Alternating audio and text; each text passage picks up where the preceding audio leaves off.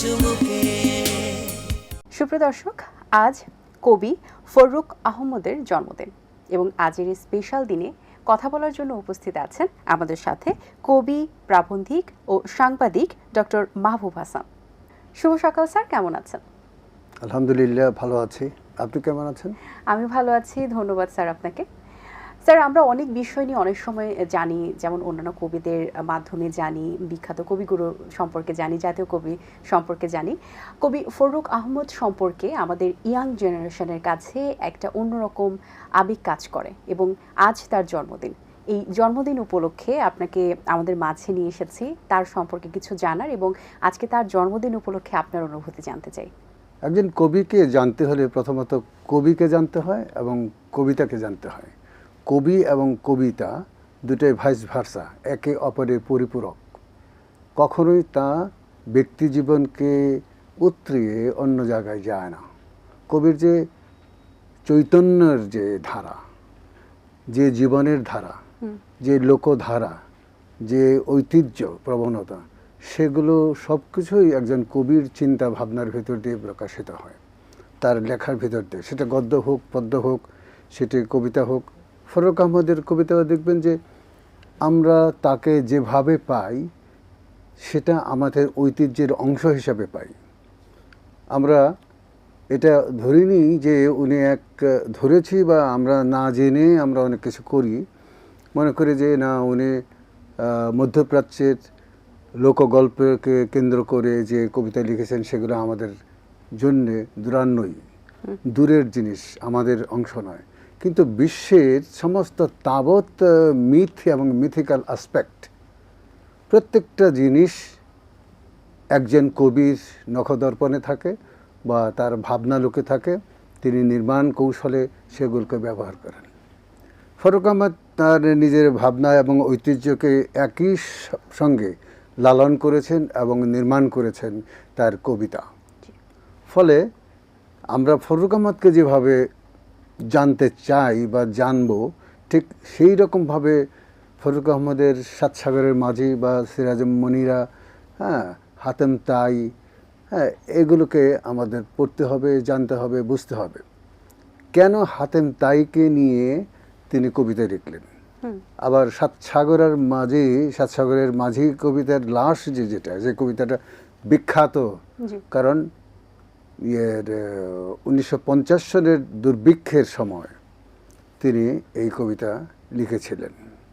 মানুষের মানবিকতার এমন অবদমন এবং এত নৃশংসতা দেখে তিনি লাশ কবিতাটি লিখেছিলেন এবং বলেছিলেন যে এই অপমান, মানবতার এই অপমান, মানুষের এই ধ্বংসযজ্ঞ বা নিহত হওয়ার ঘটনার জন্য দায়ী হইল ওই পশ্চিমা সভ্যতার যে যান্ত্রিকতা এবং তাদের হৃদয়হীন যে হত্যাযজ্ঞ, শোষণ, শাসন, প্রত্যেকটাই এর জন্য দায়ী। এর জন্য সভ্যতাকে তিনি দায়ী করেছেন।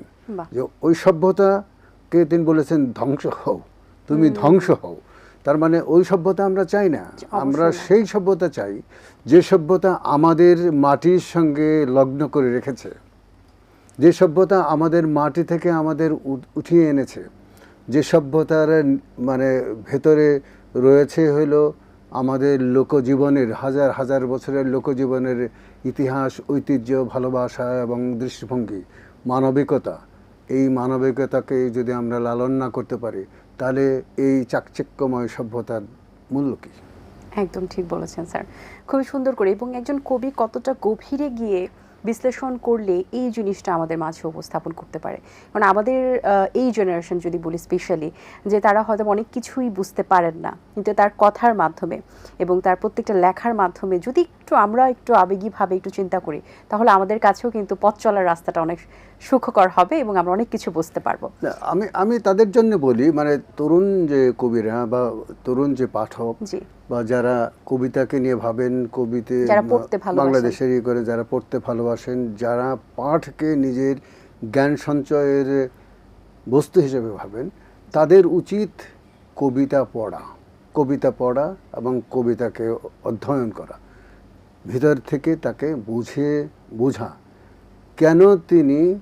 কেন আমরা এই সকল লোকজ সম্পদকে আমরা ব্যবহার করছি, হুম কোন প্রেক্ষিত থেকে এটা ব্যবহার করছি এবং তার মর্মমূলে কোন লক্ষ্যটা পূরণের দিকে নিয়ে যাবে আমাদের, সেটা যদি তারা না পাঠ করে তাহলে তো তারা বুঝতেই পারবে না। যেমন আমি ফররুখ আহমদকে মনে করি যে উত্তর আধুনিক কবি। এখন উত্তর আধুনিকতা কি সেটা সম্পর্কে যদি আমরা না বুঝি তাহলে আমরা কিন্তু ফররুখকেও বিবেচনা করতে পারবো না, তাকে আমরা বুঝতে পারবো না। উত্তর আধুনিকতা হলো আমাদের যে চৈতন্য, আমাদের যে নির্মাণ, আমাদের যে ঐতিহ্য, আমাদের যে পরম্পরা, যার ভিতর দিয়ে আমরা নির্মিত হয়েছি এবং আজকের এই পৃথিবীতে এসছি এবং এই পর্যন্ত এসছি, এগুলো প্রত্যেকটা বিন্দু পরিমাণ আমাদের সম্পদ এবং সেই সম্পদ আমরা ব্যবহার করি আমাদের কবিতায়, আমাদের গল্পে, আমাদের উপন্যাসে, আমাদের প্রবন্ধ, সর্বত্র, তাই না? কেন করি? কারণ তুমি যদি তোমার শেকড়কে না বোঝো, তুমি যদি তোমার শেকড়কে না চেনো, তাহলে তুমি সেখানে জীবনের বোঝার মূল্যটা কোথায় থাকলো? কোথাও থাকলো না, তাই না? এই জন্যে আগে যাপিত জীবনকে জানতে হবে, একদম ঠিক। হ্যাঁ, আমাদের ঐতিহ্যকে জানতে হবে। আমাদের লোকজ ঐতিহ্য এত ভাস্ট এরিয়া জুড়ে, যেটাকে মানে কিভাবে আমি বর্ণনা করব, যে সেটা ছাড়া আপনি চলতে পারেন না। কারণ আপনাকে নির্মাণ করেছে আপনার সংস্কৃতি, আপনাকে নির্মাণ করেছে আপনার লোকজ সম্পদ, গ্রামীণ সভ্যতা, আপনার পর তো আপনার নাগরিক সভ্যতা সেদিনকার বিষয়, তাই না? জি, আরেকটি যেটা তাকে উপাধিতে আখ্যায়িত করা হয় সেটা হচ্ছে মুসলিম রেনেসার কবি। হ্যাঁ, এটা কেন করা হয় এবং এটা একটু রেনেসার কবি বলছে যে চৈতন্যগতভাবে পশ্চিমা যে সংস্কৃতি আমাদের উপরে চাপিয়ে দেওয়া হয়েছে, আমাদের, আপনি তো জানেন যে 30-এর দশকে পশ্চিমা সংস্কৃতির যে পশ্চিমা কবিতার যে ধারাটা, রবীন্দ্রনাথ, নজরুল এবং জসিমউদ্দিন উত্তর বাংলা ভাষার কবিরা জীবন দাস এবং বিষ্ণুদে, বুদ্ধদেব বসু, অমিয় চক্রবর্তী, হ্যাঁ, এরা যখন ইউরোপিয়ান কবিতার ভাবকে বাংলা কবিতায় অনুবাদ করে, চৈতন্যগত বা অনুবাদ করে তারা আমাদের চমকে দিয়েছিলেন, আমাদের চৈতন্যকে এক ধরনের নতুনত্ব দান করেছিলেন। ফররুখ কিন্তু সেই তার পরের দশকের, তারা 30-এর দশকে ছিল, তিনি 40-এর দশকের কবি, তিনি পরের দশকের হওয়া সত্ত্বেও তিনি সেই ধারায় স্নাত হননি, পরিপূর্ণভাবে হননি। প্রথম যৌবনে ফররুখ আহমেদ ছিলেন বামপন্থী, একেবারে পুরো মাত্রায় দেশমাতৃকার স্বাধীনতার জন্যে বা আমাদের যে রাজনৈতিক সাংস্কৃতিক স্বাধীনতার জন্যে তিনি চিন্তা ভাবনা করেছেন। দেখবেন যে এই যে লাশ কবিতার যে মানবিকতার বিষয়টা আছে, সেটি কিন্তু মানবতার জয়গানকে তুলে ধরার জন্য তিনি সেটা করেছিলেন, তাই না? পরবর্তী পর্যায়ে দেখা গেল যে তিনি যদি নিজের নতুন চৈতন্যকে উপহার না দিতে পারেন, তাহলে নজরুলের পরবর্তী পর্যায়ের এই কবি কোথায় গিয়ে দাঁড়াবে? নজরুল যে ইসলামিক চৈতন্যকে ব্যবহার করেছেন, একই সঙ্গে হিন্দু মিথ এবং মিথিক্যাল অ্যাসপেক্টকে তিনি ব্যবহার করেছেন, ফররুখ সেটা করেননি।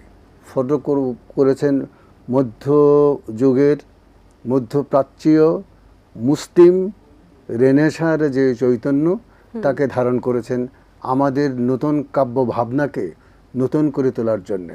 এই জন্য দেখবেন যে ওই প্রবহমান ওই তার বন্ধুদের মতো, সমসাময়িক বন্ধুদের চেয়ে তার কবিতার প্যাটার্ন আলাদা, চিন্তা আলাদা, এবং সেই ভাবনাগুলোকে আমরা বহন করি। এই জন্যই বলে নতুন রেনেসার কবি। আচ্ছা, এবং এই ক্ষেত্রে তার কবিতার যে চিত্রকল্প এবং রূপক যে ব্যাপারটা, সেখানে কিন্তু যে দুটি শিরোনাম আমি বলতে চাই, সেটা হচ্ছে সাত সাগরের মাঝির সিন্ধাবাদ এবং হেরা পর্বত, যেটাকে হেরা পর্বতও বলা হয়ে থাকে। তো এই জিনিসগুলি যে রূপক অর্থভাবে, রূপক সেন্টেন্সে, রূপক সিস্টেমে একটু অন্যভাবে উপস্থাপন করা হয়েছে, বা নতুনত্বটা ওখানে উনি নিয়ে আসার চেষ্টা করেছেন, সেখানে কতটুকু নতুনত্ব এসেছিল? সাত সাগরের মাঝি, যে মাঝি 7টা সাগর পাড়ি দেন বা 7টা সাগর মানে পরিভ্রমণ করেন, তিনি সংগ্রামী, এটা বুঝতে হবে। তিনি সংগ্রাম করেছেন এবং জয় করতে চেয়েছেন, একটি সাগর থেকে নয়, প্রত্যেকটা সাগরকে তিনি জয় করতে চেয়েছেন। একই মতো যে সেই 7 সাগরের মাঝির প্রধান চরিত্র কিন্তু সিন্দাবাদ, হ্যাঁ, সিন্ধবাদ মানে সংগ্রামী যোদ্ধা, হ্যাঁ, এবং অন্বেষী, নূতনত্বের অন্বেষী। এই সিন্ধবাদ কেন ফররুখ আহমদের নায়ক হিসেবে আসতেন? কারণ আমরাও অন্বেষণ করি জি। কিভাবে আমাদের লক্ষ্যে পৌঁছানো যায়। তার সংগ্রামে এই শক্তিকে আমরা কিভাবে ব্যবহার করব, কত দূর ব্যবহার করব, সেটাকে বোঝানোর জন্য তিনি এটা রূপক হিসেবে ব্যবহার করেছেন, বা প্রতীক হিসেবেও আপনি এটাকে বলতে পারেন। রূপক এবং প্রতীকের দুটো প্রেক্ষিত থেকেই এটা বলতে পারেন। তবে তার কবিতায় অনন্য সাধারণ যে চিত্রকল্প রচিত হয়েছে, যা সমুদ্র, নীল আসমান, নীল সমুদ্র এবং এইসব সাগর কেন্দ্রিক চৈতন্য দ্বারা, এবং শিশু কেন্দ্রিকও তার অনেক লেখা রয়েছে। হ্যাঁ, আচ্ছা, তো তার অসাধারণ ইসলামিক গান আছে, অনন্য সাধারণ ইসলামিক গান, শুধু এমনি নর্মাল আধুনিক গানও আছে তার। এবং সেই গানগুলো এই যে কি বলে তৎকালীন পাকিস্তান রেডিও থেকে মানে হতো, প্রচারিত হতো। আচ্ছা স্যার, এবারে যেহেতু আমরা একটা সামনে বই দেখতে পাচ্ছি, আপনার কণ্ঠে আমরা একটা কবিতা আবৃত্তি শুনতে চাই ফররুখ আহমদের। লাস্ট কবিতা থেকে আমি কয়েকটা লাইন পড়ি। হে জড় সভ্যতা, মৃত সভ্যতার দাস, ফিত মেদ শোষক সমাজ। লক্ষ্য করবেন যে শোষক সমাজ বলছে, সমাজকে শোষক বলছেন। মানুষের অভিশাপ নিয়ে যাও আজ, তারপর আসিলে সময় বিশ্বময়, তোমার শৃঙ্খলগত মাংস পিণ্ডে পদাঘাত হানি, নিয়ে যাব জাহান্নাম দ্বার প্রান্তে টানি। আজ এই উৎপীড়িত মৃত্যু দীর্ণ নিখিলের অভিশাপ বও, ধ্বংস হও, তুমি ধ্বংস হও। আপনি কথাগুলো দেখেন যে এই সমাজকে শোষক সমাজ বলছেন, তার মানে মানুষ যে শোষিত সেটা বলছেন। আবার মানুষের অভিশাপ, মানুষ যে অভিশাপ দিচ্ছে এই সভ্যতার প্রতি, জড় সভ্যতাকে, সেটা বলছেন। হ্যাঁ, তারপরে নিয়ে যাচ্ছেন কোথায়? নিয়ে যাব জাহান্নাম দ্বার প্রান্তে টানি। তোমাকে নিয়ে যাব জাহান্নামে, বলে নাই নরকে। জাহান্নামে বলছে কেন? মুসলিম ঐতিহ্য হিসেবে হ্যাঁ, আমাদের দুটো প্রান্ত, একটি হইল জান্নাত আর একটা হইল জাহান্নাম। তো একজন শোষককে, নিপীড়িত নিপীড়ককে জাহান্নামে তিনি নিক্ষেপ করতে চেয়েছেন। বলছে তুমি ধ্বংস হও, তোমার ধ্বংসই কাম্য আমাদের, কারণ তোমার দ্বারা মানবতার কোনো সেবা হবে না। মানবতার সেবা করতে হলে মানুষের প্রতি মানুষের যে দায়বদ্ধতা, প্রকৃতির যে দায়বদ্ধতা, মানবতার যে সংশ্লেষ, তাকে আনতে হবে, জানতে হবে এবং সেটা বুঝতে হবে। আমি খুবই আশ্চর্য হয়ে যাচ্ছি, কারণ আমরা যতটুকু তার সম্পর্কে জানি, আজকে আপনার মাধ্যমে আরও অনেকটা জানতে পারলাম বেশি, এবং এত সুন্দরভাবে আপনি উপস্থাপন করছিলেন প্রত্যেকটা তার সম্পর্কে। হয়তোবা আমাদের এখন মনে হচ্ছে তার সম্পর্কে আরও জানা দরকার, এবং কেন নয়, কারণ তিনি যেভাবে প্রত্যেকটা সেক্টরে, প্রত্যেকটা বিষয়ে যেভাবে বিশ্লেষণ করেছেন, জানিয়েছেন আমাদেরকে, এবং সেই সময়টা থেকে যে উচ্চারণ, শব্দ চয়ন তিনি করেছেন তার কবিতার মাধ্যমে, তার লেখার মাধ্যমে, একদম অপূর্ব, অদ্ভুত। স্যার, আপনি তো একজন নিজে কবি এবং সেই সাথে প্রাবন্ধিক এবং সাংবাদিক। আপনার জায়গা থেকে আপনার এই চলার পথটা এতদিনের কেমন ছিল? চলার পথ সবসময় বন্ধুর হয়। বন্ধুত্ব বোঝেন তো, উঁচু নিচু, মানে ups and down. Ups and down তো বন্ধুর হবেই। যে কোনো প্রকৃত কবির জীবন এক তালে সমতালে চলে না, বন্ধুর হয়ে যায়। আর ফররুখবার জীবন কিন্তু সবচেয়ে বেশি বন্ধুর ছিল। তিনি অনমনীয় দৃঢ়তার অধিকারী ছিলেন। মাথা নত করতে শেখেননি কখনো, করেননি কখনো।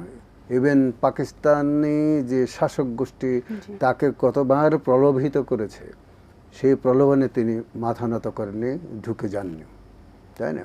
তো বুঝতে হবে যে একজন কবির মানবিক দৃষ্টিভঙ্গির পাশাপাশি তার নৈতিক শক্তি, বল এবং তার লক্ষ্য পৌঁছানোর জন্য তার যে সংগ্রাম, সেই সংগ্রামকে তিনি পরিহার করেন নাই। আমিও সেটা করি, আবাহন করি। এবং আমরা তো ভার্চুয়ালি ধরেন আমরা তো সংগ্রাম করে বাঁচি, তাই না? আমি ধরেন বিশ্ববিদ্যালয়ে শিক্ষক হতে পারতাম, হতে যাইনি। আমি সাংবাদিকতা করেছি মুক্ত জীবন, মুক্ত জীবনের মুক্ত চিন্তাকে বহন করার জন্যে, হুম, তাই না? এই যে আজকে যে উত্তরাধুনিকতার কথা বললাম, আমি মুক্ত গদ্যে আমি অনেক প্রবন্ধ লিখি, আমি গবেষণামূলক কাজও করি অনেক। তো সেগুলো করতে গেলে গবেষণামূলক কাজের জন্য যে দায়বদ্ধতা আছে, মুক্ত মুক্ত গদ্যে সেটা নাই, মুক্ত গদ্যে সেই ধারা নাই। কবির চিন্তা, তার সৃজনশীল ভাবনা, তার লক্ষ্যে পৌঁছানোর যে বিষয়, সেগুলোকে তুলে ধরা যায়, বলা যায় এবং নির্মোহভাবে বলা যায়, শঙ্কিত হয়ে না, ভয় পেয়ে না।